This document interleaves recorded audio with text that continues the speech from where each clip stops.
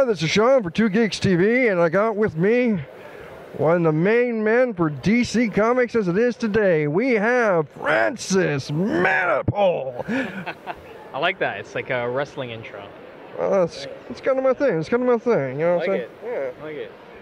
So, Francis, from your humble start, and if I remember correctly, you actually did a book, something like Superheroes in Love or something like that? Yeah. Going from that to pretty much where you are in DC today, let's take a little stroll down memory lane. Do you actually see yourself when you're first starting off going, oh man, I'll never make the big leagues? Or did you actually feel, oh yeah? No, well, it was different. Like growing up in Scarborough, I was like thinking, you know when they do that thing where it's like, I'm going to play basketball to get out of this. Yeah. Right?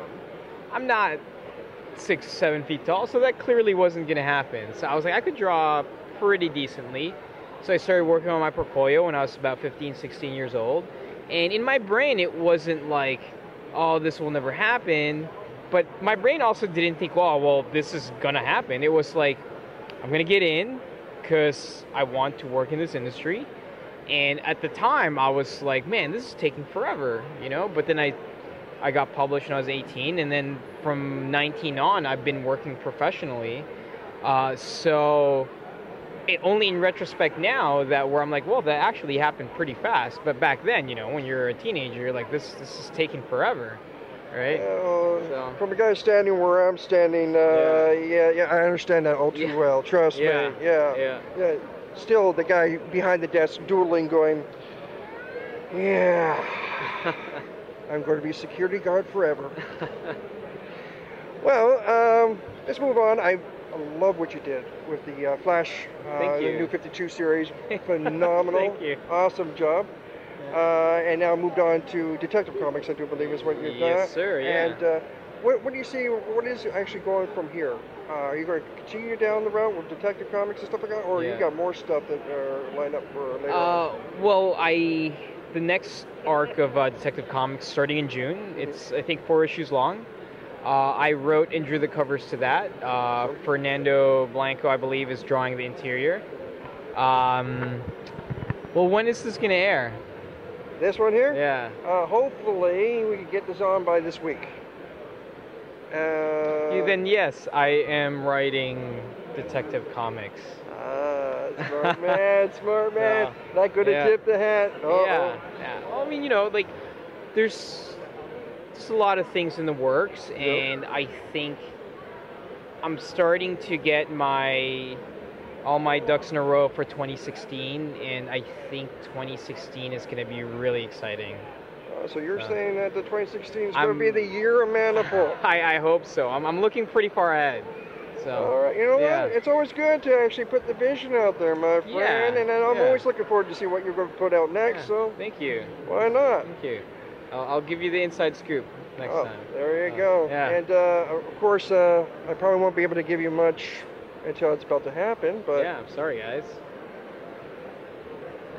On the low, okay? Yeah. Well, Francis, is there anything that you could give those struggling artists out there right now who really want to push themselves to get out there? What type of words of encouragement would you give them? The best advice I could give, there's two. One is practical, which is draw every day. It's a muscle. You use it often enough, you're gonna get better. That's just fact, right? It might be incremental, but you do it long enough, it's going to happen. With regards to being in the business and just even trying to get in, everything is about self-motivation. You have to be so motivated that this is what you want, because at the end of the day, nobody's making you get up to draw. So it has to be something that you really want and something that you're passionate about. And we're in an industry where everybody has to be self-motivated in order to do what they have to do, right? So you have to be a go-getter. You can't be that guy saying, I'll do it tomorrow. You have to do it right now. And I think if you maintain the attitude of work hard and, hopefully that will bring you to where you want to be. All right. I remember back in the day, and this is going to show my age a little bit, when they basically everything was governed by the bullpens, where artists had little to say, and it was more of the writers that had everything to say back in the day. When I basically first started hammering my stuff out, the whole thing was draw, submit, draw, submit, draw, submit, and hopefully something will eventually bite or take. Now, and today, with everything being pretty much the digital wave, in the digital era, do you think that's going to have even more impact on the future artists? Well, I think here's the thing. Keep in mind that when I broke in, there wasn't a lot of internet activity at the time, and in theory, it was actually harder because everything had to be done in person. You had to go to conventions and hand in art. You had to, I bugged the same editors for 2-3 years in a row, so they saw progression over the 3 years, and that's how I got in. Now, I think the best route that people can go is you can self-publish online. I think it's one of those things where, when they say, oh, you can't get in unless they're already in, it's a bit true, because I wouldn't have gotten into DC unless I had worked on they found me through smaller publishers. That's how they discovered my work. And I got through smaller publishers by working on things like Love and Tights. I was working, I would say the first year of my professional career, I was working for free just to get published, right? And I think now you don't even have to shell out the money to print your book. You can put it online. Exposure can be a lot wider than it used to be. So in theory, you can get more eyes on your art now than when I was trying to break in. So I'm kind of the opinion that this generation's artists have a slightly easier time to break in, but since they're kind of used to the now generation, which is easy accessibility to things, some of them don't quite have the same tenacity that people had back then, when everything had to be done in person and you had to be there, right? So it's going to be different, and I think a lot of the new artists coming up, they're better.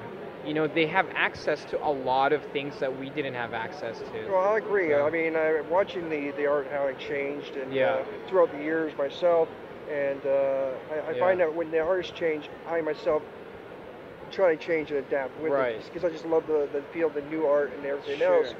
And I find that other people do have the tendency to influence, and you get to see that when several artists who work with each other for a period of time start to influence their styles. And I've noticed that the styles today seem to be heavily influenced off of each other right now, especially in the DC universe. We get to see a very similar style between several other different artists.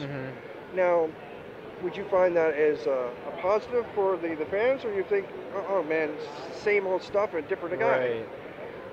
I mean, that's up to the fan. Right? I mean, I like different things. I mean, there's a lot of stuff that I buy that people don't buy. And where I'm like, oh, I can't believe no one's buying this book. I don't want it to get canceled. But it happens, I think that there are certain books where they want to play it safe. They don't want art that will offend, and they don't want, it's one of those things where it's like, oh, I don't hate it, but I don't love it. So therefore, it's good. It's good. It's good enough, right? So, I mean, I'm always up for diversity in styles, I'd like to think that my stuff's a little bit different, and but even with what I do, I find that it's a little bit more polarizing. People either love it or hate it. I felt like back then people didn't love it and they didn't hate it, and they just thought it was okay. So you choose your own path, I guess. Personally speaking, I can't see how anybody can hate your work, honestly, man. It happens. No taste then. Don't do it. Thank you. No problem. Well, I'm going to let you, get back to your thing here. Thank you. Awesome art. And if you want, Vic, just take a quick scan here, just to show exactly what I'm talking about here. I mean, this is why I would love to talk to this man. This is the art here. Okay? When you see everything from Detective Comics to The Flash and so forth, the man's work has been phenomenal. Even when you've even changed over Captain Cold and his look and everything else, and I know that was all you, my man. Thank you. And the whole new feel and the whole new vibe. I mean, thank you for all you've done. No, it's awesome. It's thank you for awesome. reading. Thank you. Well, I guess that's all we got for now. This is Sean for 2GeeksTV with the man Francis Manapul. Thanks, guys. Keep on geeking on. Hi, this is Sean. And I'm Victor. And you're watching 2GeeksTV. Don't forget to like what you see here and subscribe to our YouTube channel. Don't forget to like us on Facebook. Follow us on Instagram. And follow us on Twitter. And remember to keep on geeking on.